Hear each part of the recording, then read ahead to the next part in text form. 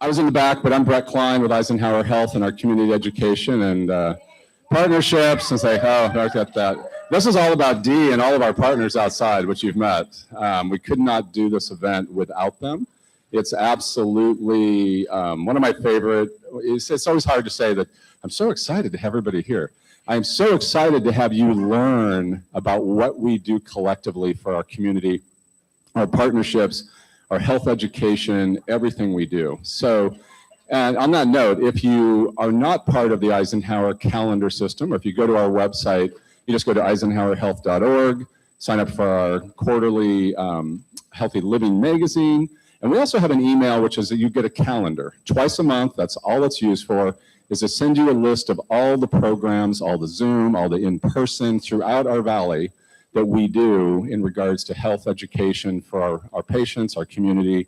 And we work in partnership with all of our senior centers, Desert Oasis, Tenet, Desert Regional, obviously DAP Health, Kaiser. We work with everyone.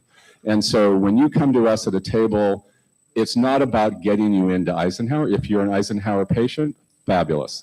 If you're one of the other organizations, fabulous. The whole idea is that you're under care.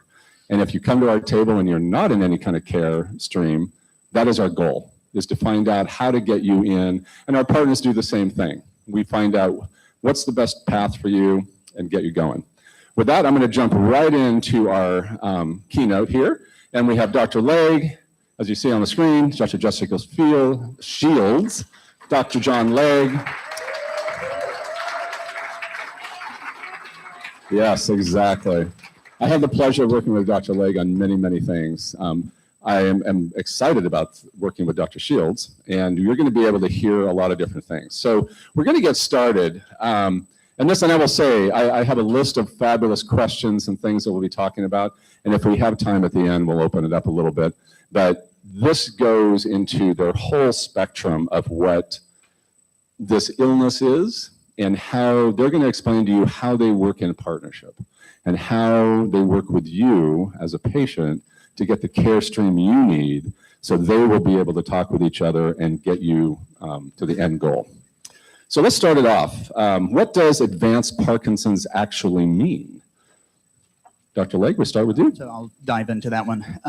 But number one, I want to say thank you for being here this morning. It is an awesome crowd.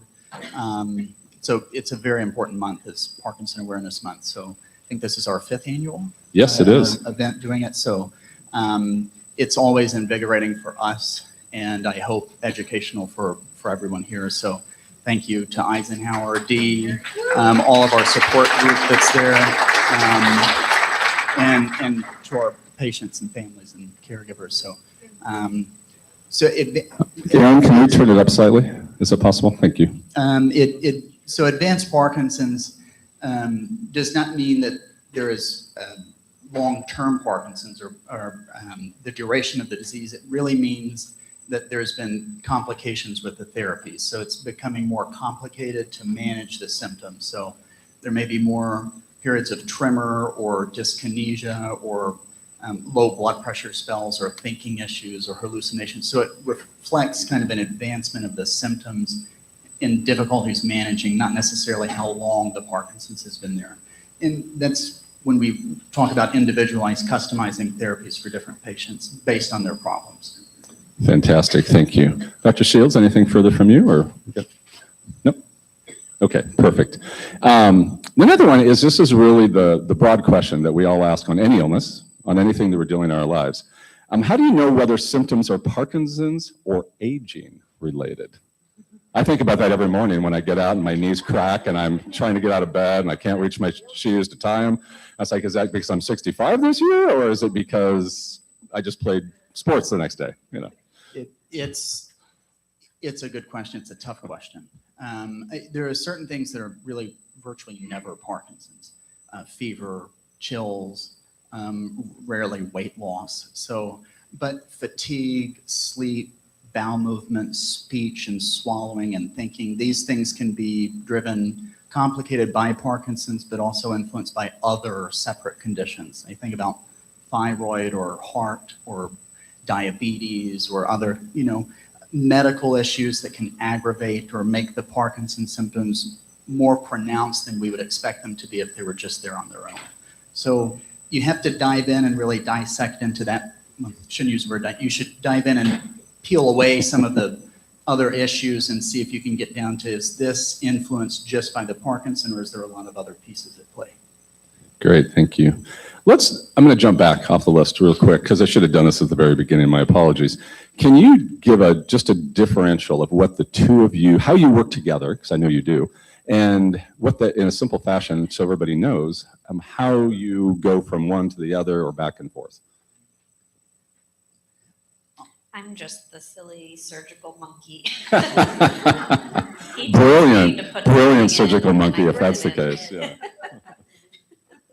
Brilliant and talented. Yes. We're so fortunate to have Dr. Shields in the community. Her talent set as a functional neurosurgeon, not just with movement disorders, but also with seizures and many other diseases. So she is a true gift to the Valley. But when patients who have movement disorders, Parkinson's with tremors or dyskinesia, have reached a point where medications are not a good option, or we've kind of run out of runway, that's when we think about, in some patients, advanced therapies up to and including deep brain stimulators, pacemaker surgery. So she and I share many patients together. We coordinate to make sure that we have the appropriate symptoms in mind, what surgical target, and then she does a very good job at counseling patients on what the procedure is like, and goes into great detail about that, and does more the surgical workup, making sure people are able to undergo anesthesia and other issues of that nature, the more surgical side of things. And then she sends them back to me, those patients, where me and the companies that help produce the deep brain stimulator help program that patient. And then if there's need for further workup or batteries or something, we're constantly in contact.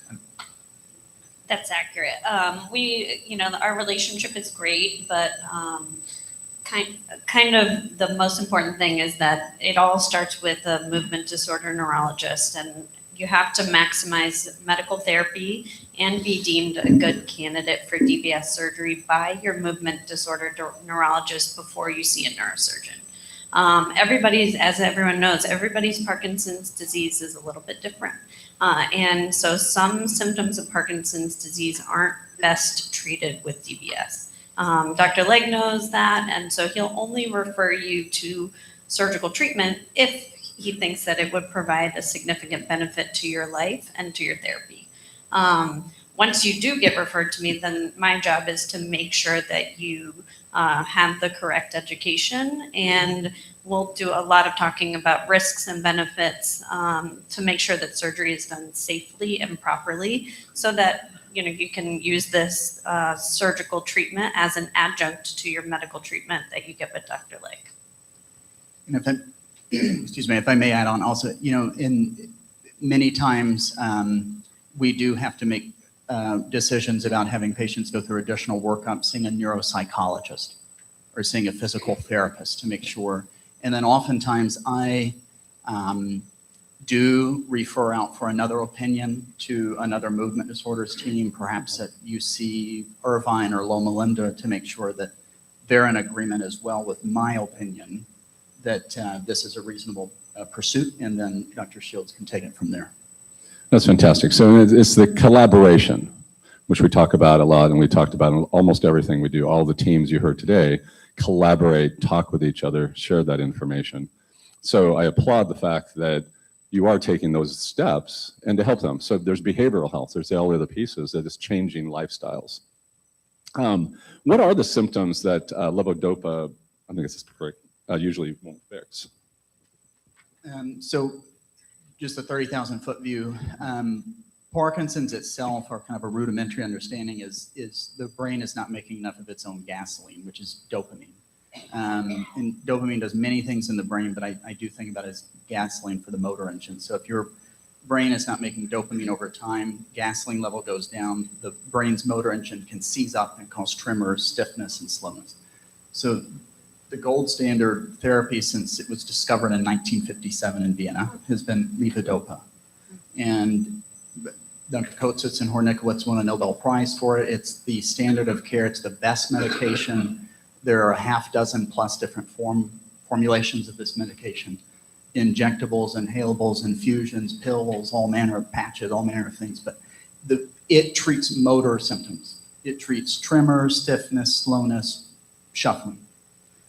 It does not treat non-motor symptoms, that of swallowing, thinking, constipation, hallucinations, blood pressure. So if I may, I would define kind of the toolbox. When I think about the toolbox for Parkinson's, it's matching the right tool to the right symptom to the right person at the right time. So, you have tools of medications, you have tools of devices and surgeries, you have tools of non-motor symptoms, so managing those constipation, blood pressure, thinking, hallucinations. You have therapies, physical, occupational, speech, psychology, and then you have community resources, which is the social support systems, faith groups, exercise classes, home modifications. So some of these levers are pulled at all times, some may never be pulled for patients. But the medication is critical for treating those, that one lever is treating those motor symptoms, but we often have to use some other levers to treat the other issues from Parkinson. Good, thank you. We started to talk about DBS, and it's not always right for everyone. So if it isn't, and you've assessed that, what else can make a huge difference? Well, we love DBS.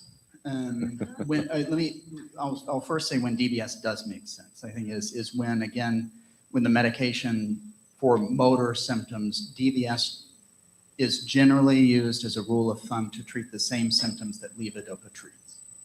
So DBS is best for the motor symptoms, tremor, stiffness, slowness. DBS is not good for non-motor symptoms, such as bowel movements, speech, thinking, hallucinations, etc. So in those patients, and we should also think about DBS and doing it when it's at the right time and not waiting too late. But it's a very powerful therapy, but patients that are not good candidates may be a little too advanced in terms that DBS may come with more risk than benefit, as it can worsen thinking and swallowing and balance in many instances. DBS, thank you. DBS is not good for patients that have major thinking problems like dementia or major mental health issue like anxiety or depression, because it can aggravate those issues. So it takes that good counseling. And sometimes I do refer to Dr. Shields and she gives her opinion and we decide, as a collaborator, as a patient, group included, we don't pursue it. So has to be very individualized.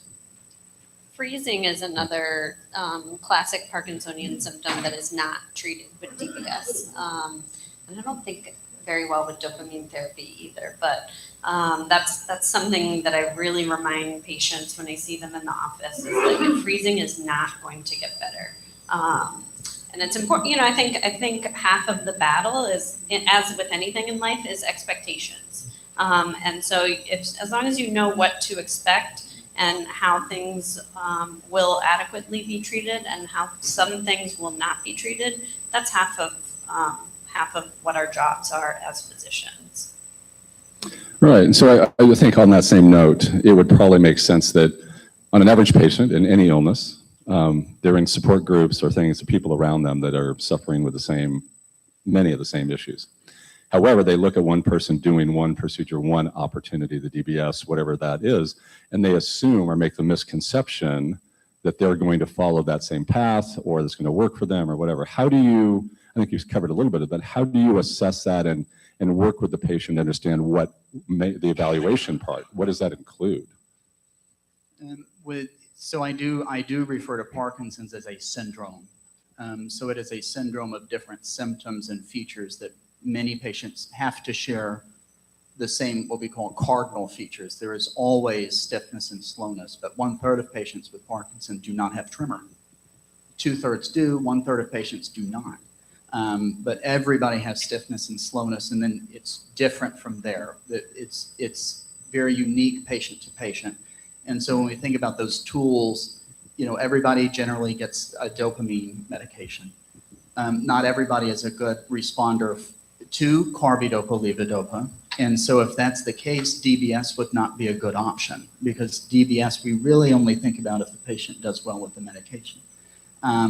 So we dive into the history, we make sure that we're having the appropriate symptoms that DBS or focus ultrasound, which is an alternative therapy to DBS with kind of a similar concept, that those symptoms would be aided by that procedure. And if those answers are yes, we talk and make sure that we don't have to, or that we pursue neuropsychology or physical therapy or any other safety evaluation. I may also get another movement disorder doctor to comment on the case. And then we go from there, which you may pursue imaging. And All right, that helps a lot. So we talk a lot of talk at a certain point, people, and they're thinking about this early on. Hospitalization, again, this goes back to people they know, people they associate with, that may already be in that stage. They may not be. What are the biggest causes of hospitalization at whatever point? Is there a standardized kind of process there? Or? I'll comment, and then I know you see patients in the hospital, but I'll let you as well. But I think falls is number one. Okay, but that's true of many issues in neurology, be it a patient with seizure and collapsing, patient with Parkinson's disease and balance issues, or neuropathy. Falls are a major cause of hospitalization, regardless of the underlying disease. But falls number one for Parkinson's, and I'm always very concerned about swallowing and aspiration events. And liquids actually present the first problem. So, sitting at the table, drinking and kind of sputtering, liquids are thin and slip by and get into the trachea, the windpipe, and can set up an infection. So, and that can often, lead to a coughing spell, and then we develop a fever and shortness of breath, and now we've got a pneumonia. Yeah. So falls and pneumonia. Yes. So I have the benefit of working at Desert Regional, which is the trauma center, I think, in our area. And unfortunately, falls, especially in older patients with movement problems, can be devastating. We see a lot of, fractures related to it. So I think in anybody who is older with a movement disorder problem, I would advocate for getting worked up for osteoporosis, osteopenia, and getting your bones strengthened with your primary care physician. I think that's maybe my biggest soapbox I can say today. But I think that's a smart thing. If you have problems with balance and movement, you should probably just get your bones strengthened. That's the safety thing. And on that note, so everything you heard today, the other presentations, so were from PT, OT, boxing, the falls and balance class, all these different things. Those are all positive things that people should be looking at and exploring. Is that correct? Absolutely. I do consider falls are not necessarily inevitable, but they are dangerous if they're ignored. And noticing patterns, if we are having episodes, falling around certain areas of the house, and classically it's the bathroom, and generally when we have overnight episodes, to urinate or, but having that fall preventions, carpets tacked down, not multitasking, having a walker or cane nearby, or better yet, a bedside urinal, well-lit path, practical. That's that fifth tool, which is the home modifications. And so home health therapies and these things. So, and when Dr. Shields mentioned freezing, those kind of stutter steps, and we think about special walkers and laser light adapters and cueing devices. In physical therapy, for Parkinson's, is about neuroadaptation. So it's about learning new skills and ways to maintain, accommodate, and adapt around deficit problems. So, and we have wonderful physical therapists, in our exercise classes, boxing, these are all evidence-based. in the big training programs recalibrate brain circuits. So, there is no disease-modifying therapy, but my pitch to everybody is that exercise is our best approximation for slowing down the Parkinson. So, then the trifecta is balance, cardio, and strengthening. And I would add in a voice therapy. So, that would be my soapbox. Treat your osteoporosis, treat your bone health, fall preventions, and exercise. And I would have to say, doing it early. Don't wait until you have necessarily the first fall. Maybe kind of assess. And that's where we all get in our head. We all get a little more prideful. We all get I used to be that. I didn't do that. Those things. And that's what I find with most of our many patients who tell me their stories is that not that they waited too long. They just didn't want to admit psychologically within their family to even mention it to someone, because maybe your partner, maybe your spouse, maybe their caregiver hasn't seen you actually do that, so they're not bringing it up to you, and you're too prideful to be able to actually say it. And so, those kind of things, taking these classes that you saw tonight really make the difference. We'll come back to a question. Yes? Fortunate in the Valley to have all of the neurologists, we all know each other.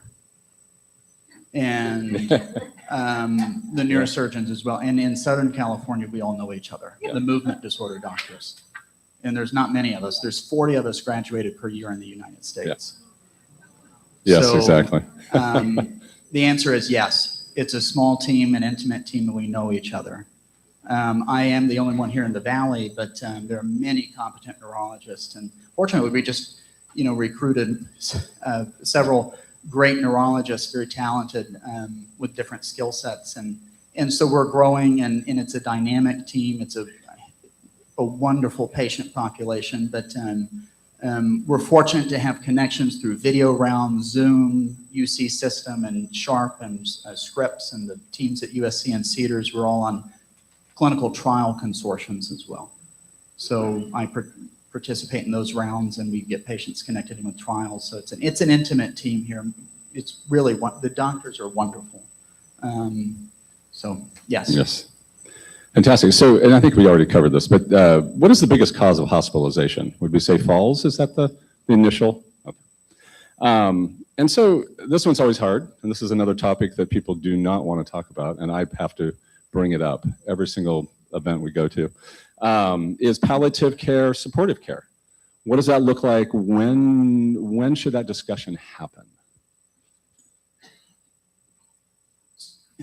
So we have, according to one of our palliative care doctors here at Eisenhower, no functioning palliative care service program here in Coachella Valley. And that is a huge gap here in Coachella Valley. Desert Regional, Eisenhower, Desert, we all need to bring back our focus on social work, care management, and palliative care. So that is a huge care gap here. So basically what winds up happening is I'm shooting straight with the audience, is we get home health involved, I get primary care involved, pain management, GI, cardiology, the different subspecialties, and we start waving flags to try and bring people in. We're doing direct phone calls, secure chats, and direct messages to each other to try and coordinate and cobble together what is a complex symptom management program, which is palliative care. When there does a need, we do involve other agencies that may participate with hospice, but that's a different symptom need and disease state. But for palliative care, which could be offered from day one, is lacking here. Yeah, and even when you if you progress to the hospice stage, everybody's misconception is that hospice is a finality. It is, like a 6-month window, I believe, in our care stream system for reevaluation each time. So it is not as they say, death sentence. It is just a point to which palliative may or may not have proven right. It gives you I just went through this with a 96-year-old father. You get many, many, many benefits, care streams, physicians, medications, things that you did not have access to easily prior to that. And it could go on for a year. It could go on for 2 years. So don't, ask those questions. Talk to your providers, which they are going to tell you all those kind of things, because they have the question was also, what does a perfect care team look like? And he just described it. Yeah. I guess for both of you, so if you could give one piece of advice to someone newly diagnosed, what would that be? And newly diagnosed in the sense of the first of the disease, or the first, like saying now we're considering neuro or brain, or what does that look like in a newly diagnosed state? I think educate yourself early and start building your care team. I think like the sooner you can get plugged in and start working with physical therapy, start getting plugged in with other people who may have the disease, and educating yourself, not necessarily just through Google, but through talking to providers and others in your community. That's probably your best bet, because a big part of what you're embarking on is a social aspect of your care. So building your team and getting educated early. I think I fully agree. I think, and I would add in, develop daily regimens and routines, start an aerobic exercise program, and try and move your diet into that. I think one of the most important things is diet also into that antioxidant spectrum. So we're talking a Mediterranean diet.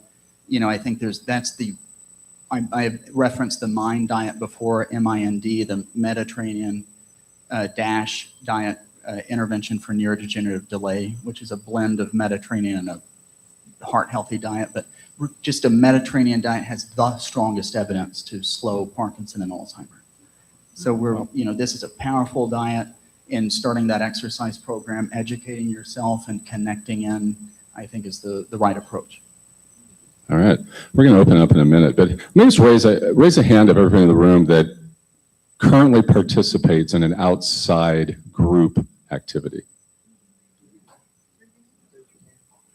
Yeah, if you're involved like a senior center, a boxing class, a singing, great. Those who haven't, I encourage you. All of our senior centers, many of them were outside today for tabling. They have programs. They have social engagement. They have falls and balance. They do have Parkinson's in a couple. We have our movement classes. Some are singing, some are dancing, some are doing in their chairs dancing. All the things you did today, and you were very, very active, which I applaud. Those are the things that take you to that next step, and then enable your physicians when you meet with them to kind of say, what are you doing? Diet and different things.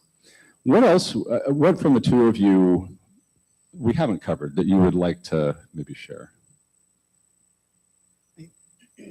I think just an important update, there's a lot of exciting clinical trial advancements happening.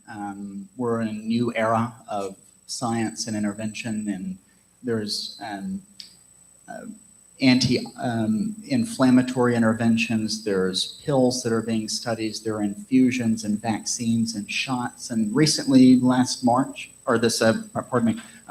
in March, in Japan, the first stem cell therapy for Parkinson's was approved, which is extremely exciting, and I think a proof of concept in a way. And of course, those stem cells are delivered neurosurgically. And so it's an exciting time. I think there are true options that are blossoming there. There's a lot of good therapies that abound right now, and there's exciting things coming. So that's what I would say. Okay. Dr. Shields, anything? I think for many movement disorder patients, the concept of surgical treatment is extremely daunting and scary. And usually what I tell patients is to find another patient who have had DBS surgery or some other movement disorder surgery, because usually what you find is once you get over the mental hump of having surgery, patients say, like they wish they had done that sooner. And you don't want to miss your window. And so I think rather than just saying, oh no, that's something I would never do, I would encourage people to talk to people who had gotten over the hump. and considered surgical therapy, because I think it really is a game changer for Parkinson's disease if you're an appropriate patient. Great. And so the pathway to, actually, I know they're going to ask the question, and we'll open up for a couple questions, but the pathway to see a neurologist or anyone in this stage, I mean, obviously you would be the first thing, or do you see your primary care first to a referral? How does that process work? Generally, it's with primary care. The primary care doctors do a very good job because there is another condition that causes tremors, known as essential tremors, that is 10 times more common than Parkinson's. And that needs to be evaluated carefully, and oftentimes they do very helpful blood work, including thyroid tests, as thyroid issues can cause tremor, and brain imaging to get the ball rolling. But they oftentimes are the first stop to help get patients to the appropriate place with that workup, and then to the appropriate referral if that's indicated. Great, thank you. And it is a slow process. I mean, understand that our medical system of today, and this is in any city right now in the United States, especially here in the Valley, as he said, he has imagine in the United States, 40 individuals doing the work he does, and he's working. 40 graduated per year. Per year, but being able to have availability, to get in quickly. So be patient. Let's take a couple of questions. The gentleman in the back first, he was waving at me. Yes, sir. What a tough question. Yes, I will. He asked whether or not the thought is immunotherapy or stem cell replacement therapy that looks more promising. Is that accurate? I don't, sir, I don't. I think immunotherapy's not made it yet, and stem cell has.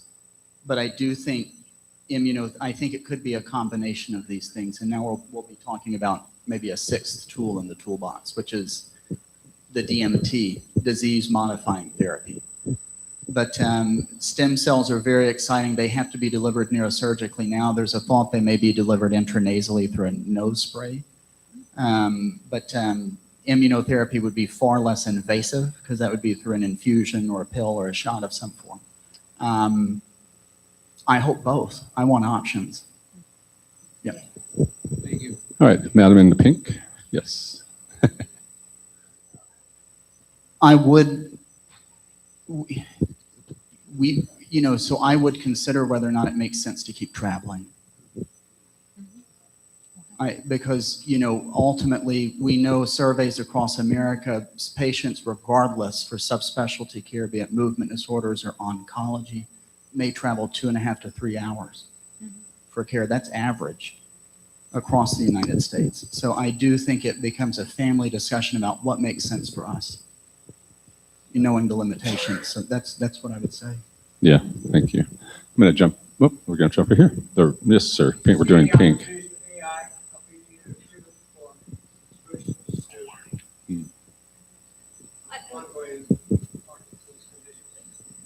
The DBS companies are all in kind of an arms race, and so the leads are now advancing so much. So some of them are designed to record the brain waves and adjust the therapy to what's going on in the patient's brain at that moment. And so that these closed loop systems are really going to kind of advance care. To what degree, it remains to be seen, right? And it seems like, the therapy already kind of does a pretty good job. And so how much more tweaking it will help, we're not sure. But that is a current technology that most of the companies are working on. And for drug studies, we're seeing just not in movement disorders as well, but in all across the house of medicine, their AI is speeding up clinical trials dramatically. Both recruitment, design, and production of outcomes. So that is very exciting. Yes, sir. Right here.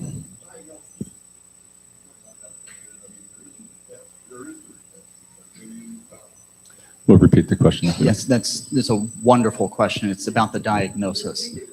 Yeah. The diagnosis of Parkinson's. How is this made?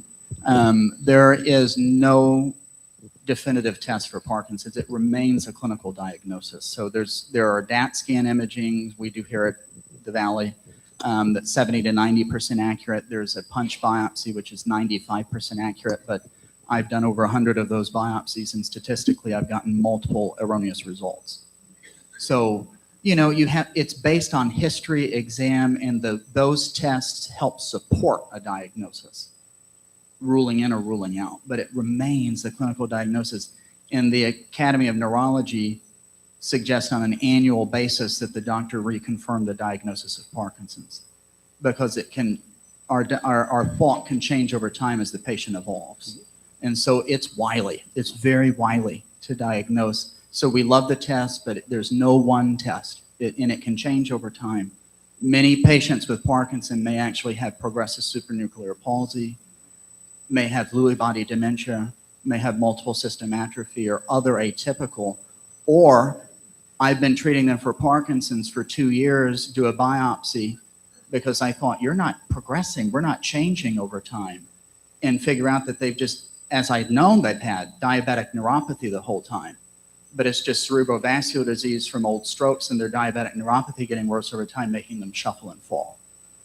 And I've treated them for 2 years with the Parkinson medicine, so we wean them off, get them off of it, and say, keep exercising.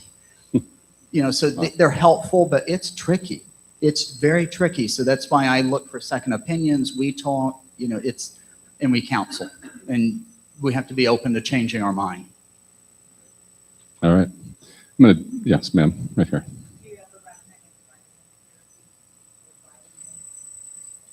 It's not evidence-based. If you can take a B complex, the recommendation of vitamin, it's not evidence-based, but you can take a B vitamin, just be cautious of too much B6, because it can cause numbness and tingling. All right. Yes, gentlemen. Yes, please.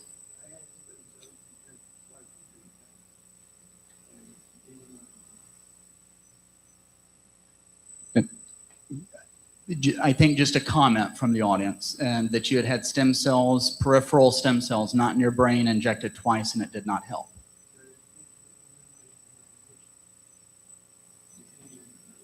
They did it in your wrist, and it did not help your symptoms. But again, we're talking about the stem cells that are approved have to be delivered directly into the brain. I know, but those are not evidence-based. That's why we need the ones that are delivered through a neurosurgeon.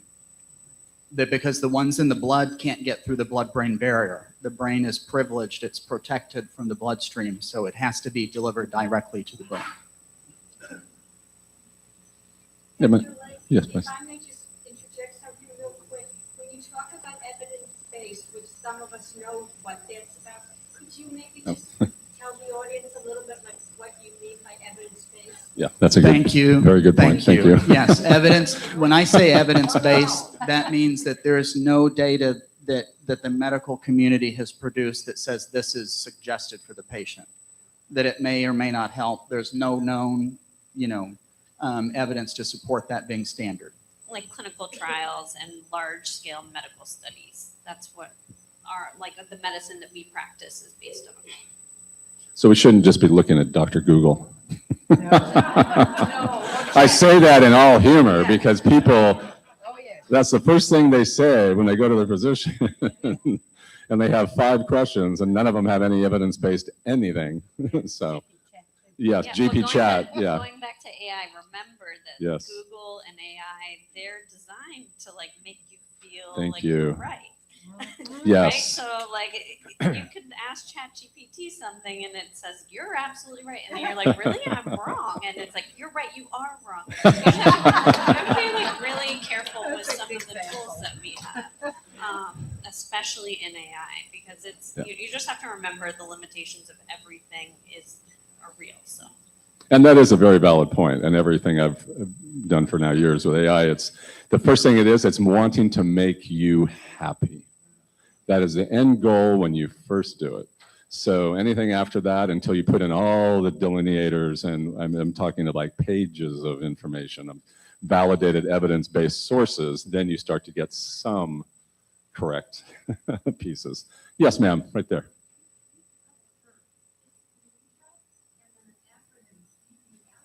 Oh, great point. Sure. So, We used acronym of DBS, which stands for Deep Brain Stimulator. That's the procedure for the pacemaker for tremors or the dyskinesia, which I'll define. And the DBS is a procedure that Dr. Shields does. It's a neurosurgery procedure. Dyskinesia is a side effect generally of the medication for Parkinson's, and it indicates the medicine's working well, but we may be having too high of peak doses that we need to adjust or kind of dial in differently. But it can be resulting in kind of excessive, squirmy, involuntary movement. And it can be what we call focal in one part of the body, just the shoulder, or just the face, or it can be global, kind of diffuse. But that's a side effect of the medication. And if it gets too bad that we can't control it with adjustments, that's when we think about the deep brain stimulator. No, ma'am. Restless legs is a separate process. All right. On that, we are over and we're going. We'll come back. But I just want to say, Dr. Legge, Dr. Shields, thank you so very much for being here, giving up your Saturday and being here. Thank you very much. We're good with that. Dee, we'll turn it back to you.